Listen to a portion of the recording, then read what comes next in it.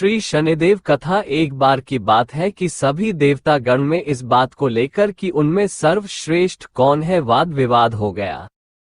उनका विवाद जब बढ़ने लगा तो उन्होंने देवराज इंद्र के पास जाने का निर्णय किया और सभी देवता गण उनके पास पहुंच गए। वहां जाकर सब उनसे इस बात का उत्तर मांगने लग कि उनमें से सर्वश्रेष्ठ देवता कौन है। देवताओं की बात सुनकर देवराज भी चिंता में पड़ गए कि इनको क्या उत्तर दूं। फिर उन्होंने उन सब से कहा, पृथ्वीलोक में उज्जैनी नामक एक नगरी है, वहां के राजा विक्रमादित्य जो न्याय करने में बहुत ज्ञानी माने जाते हैं, वह तुरंत ही दूध का दूध और पानी का पानी कर देते हैं। आप सब उनके पास जाए, वो आपकी शंका का समाधान अवश्य करेंगे। सभी देवता गण देवराज इंद्र की बात मानकर विक्रमादित्य के पास पहुंचे और उनको सारी बात बताई।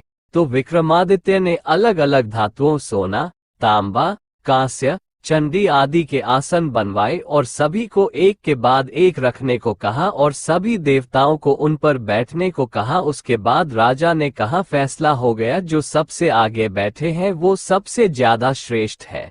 इस हिसाब से शनिदेव सबसे पीछे बैठे थे। राजा की ये बात सुनकर शनिदेव बहुत ही क्रोधित हुए और राजा को बोला, तुमने मेरा घोर अपमान किया है, जिसका दंड तुम्हें अवश्य भुगतना पड़ेगा। उसके बाद शनिदेव समेत सभी देवता वहां से चले गए, लेकिन शनिदेव अपने अपमान को भूल नहीं पाए। वह राजा विक्रमादित्य को दंड देना चाहते थे। राजा को दंड देने के लिए एक बार शनिदेव ने एक घोड़े के व्यापारी का रूप धारण किया और राजा के पास पहुंच गए।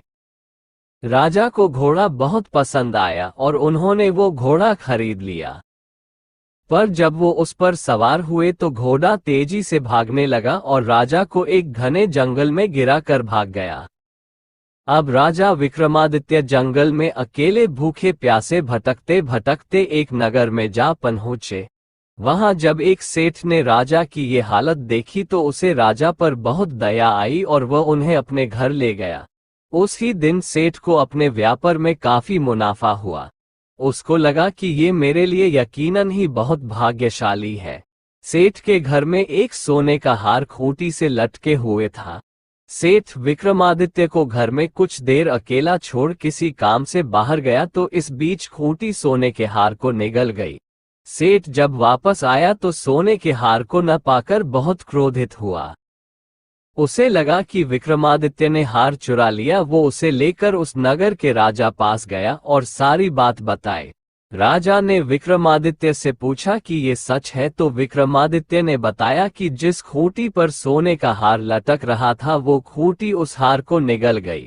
राजा को इस बात पर बिल्कुल भरोसा नहीं हुआ और राजा ने विक्रमादित्य के हाथ पैर काट देने की सजा सुना दी।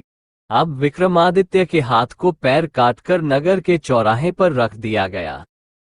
एक दिन उधर से एक तेली गुजरा। उसने जब विक्रमादित्य की हालत देखी तो उसे बहुत दुख हुआ और वह उन्हें अपने घर ले आया। एक दिन राजा विक्रमादित्य मल्हार गा रहे थे और उस ही रास्ते से उस नगर की राजकुमारी जा रही थी।